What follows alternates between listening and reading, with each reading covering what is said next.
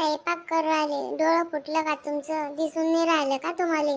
अगं आईचा फोन आलता, आई येणार आहे आज. आता बस म्हातारी आली की घरच डोक्यावर गटी दन दन दन दन उड्याच मारते आता माझ्या मड्यावर. मी बाजारातून पनीर आणि श्रीखंड घेऊन येतो. काय गरज नाही आणायची.